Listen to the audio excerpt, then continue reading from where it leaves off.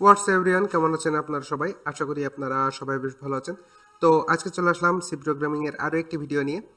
তো সাপোজ কোনো দুইটি ইন্টিজারের ক্ষেত্রে আমরা কিন্তু খুব সহজেই একটি ইফ স্টেটমেন্ট দিয়ে আমরা দুইটি ইন্টিজার সমান সমান কিনা সেটি কিন্তু আমরা চেক করতে পারি, রাইট? তো সাপোজ আমার দুইটি ভেরিয়েবল আছে এবং দুইটি ভেরিয়েবলের ভিতরে দুইটি মান দেওয়া আছে। সাপোজ এক্স এর ভিতরে আছে 10 এবং ওয়াই এর ভিতরে আছে 20।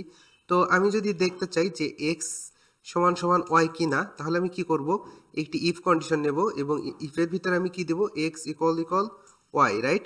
তো এই কন্ডিশনটা কি করবে? এই কন্ডিশনটা আমাকে চেক করে দিবে যে এক্স ওয়াই এর সমান সমান কি না, তাই না? কিন্তু সাপোজ যখন কোনো একটি স্ট্রিং এর কথা আসে, তাহলে আমরা ডিরেক্টলি এইভাবে ডাবল ইকুয়াল এই অপারেটর দিয়ে আমরা একটি স্ট্রিং দুইটি স্ট্রিংকে কম্পেয়ার কিন্তু করতে পারি না। তো সেক্ষেত্রে আমরা কি করি? সেক্ষেত্রে আমরা একটি লাইব্রেরি ফাংশন ইউজ করি। তো আমরা আজকে সেই লাইব্রেরি ফাংশনটি ইউজ করে দেখব যে আমরা কিভাবে দুইটি স্ট্রিংকে কম্পেয়ার করতে পারি। তো সাপোজ আমার এখানে দুইটি স্ট্রিং অলরেডি ডিক্লেয়ার আছে। তো এখানে আমরা এখন কি করব? এখানে আমরা আমাদের লাইব্রেরি ফাংশনটি ইউজ করব এবং দেখব এই যে এ নামক যে স্ট্রিংটি, সেই স্ট্রিংটি বি এর সমান কি না, রাইট? সেক্ষেত্রে আমরা কি লাইব্রেরি ফাংশন ইউজ করব? সেক্ষেত্রে আমরা strcmp এই লাইব্রেরি ফাংশনটি ইউজ করব এবং তার ভিতরে আমি এই যে দুইটি স্ট্রিং, এই দুইটি স্ট্রিংকে আর্গুমেন্ট হিসেবে পাস করে দেব। তো এটি একটি বুলিয়ান একটি ভ্যালু রিটার্ন করবে। তো সেই বুলিয়ান ভ্যালুটি আমি সাপোজ একটি ভেরিয়েবলের ভিতরে আমি স্টোর করে নিতে পারি। বুলিয়ান ভ্যালুটি অবশ্যই 0 অথবা 1 আসবে, রাইট? তো 0 আসবে কখন? যখন দুইটি স্ট্রিং সমান সমান হবে, অর্থাৎ ইকুয়াল হবে। তখন কি হবে? তখন এই এক্স এর ভিতরে 0 স্টোর হবে, রাইট? তো আমি এখানে একটু দিয়ে দিচ্ছি যে যখন দুইটি ইকুয়াল হবে তখন কি হবে? তখন 0 স্টোর হবে এবং যখন নট ইকুয়ালস হবে তখন কি হবে? 1 স্টোর হবে, রাইট? আচ্ছা, তো এখন আমি কি করতে পারি? এখন আমি একটি ইফ কন্ডিশন আমি ইউজ করতে পারি। সাপোজ ইফের ভিতরে আমি দিয়ে দিতে পারি যে যদি এক্স ইকুয়াল 0, অর্থাৎ এক্স এর ভিতরে যদি 0 স্টোর হয় তাহলে কি হবে? তাহলে অবশ্যই দুইটি স্ট্রিং ইকুয়াল, রাইট?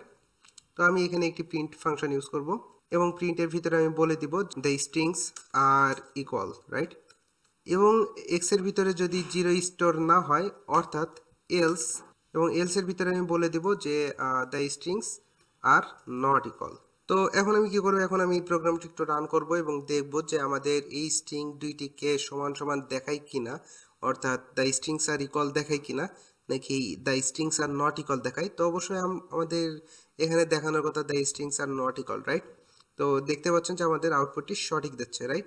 আচ্ছা, তো এখন আমি কি করব? এখন আমি এই দুইটি স্ট্রিংকে আমি সেম রাখবো এবং দেখব যে আমাদের আউটপুটটি সেম দেয় কিনা। এবং দেখতে পাচ্ছেন যে আমাদের এখানে আউটপুটটি দিচ্ছে দ্য স্ট্রিংস আর ইকুয়াল, অর্থাৎ এ এবং বি দুইটাই ইকুয়াল, রাইট? আচ্ছা, তো এখানে সাপোজ কমন যেই সকল মিস্টেক হয় সেই মিস্টেকগুলো কেমন হইতে পারে? সাপোজ এখানে কি হয় যে অনেক সময় বানানের ভুল যায়, অথবা আপনি যদি এই যে স্ট্রিং, এই স্ট্রিং এর ভিতরে যদি একটি এক্সট্রা স্পেস দিয়ে দেন, তাহলে কিন্তু এই দুইটি স্ট্রিং অবশ্যই ইকুয়াল হবে না, রাইট? তো হোয়াইট স্পেসও কিন্তু একটি ক্যারেক্টার। তো আমি যদি এখন প্রোগ্রামটি রান করি তাহলে অবশ্যই দেখাবে যে strings are not equal, because এই স্ট্রিং এর ভিতরে কি আছে? এই স্ট্রিং এর ভিতরে টোটাল 6টি ক্যারেক্টার আছে, বাট এই স্ট্রিং এর ভিতরে কিন্তু টোটাল 6টি ক্যারেক্টার না, বরঞ্চ 5টি ক্যারেক্টার আছে। তো আমি একটু প্রোগ্রামটা একটু রান করব এবং দেখতে পাচ্ছেন এখানে দেখাচ্ছে the strings are not equal. তো এমন খুবই ছোটোখাটো মিস্টেকের জন্য অনেক বড় বড় প্রবলেমে পড়ে যেতে হয়। তো এই সকল বিষয়ে আপনারা একটু খেয়াল রাখবেন। এবং আজকের ভিডিওটি অ্যাকচুয়ালি এ পর্যন্তই।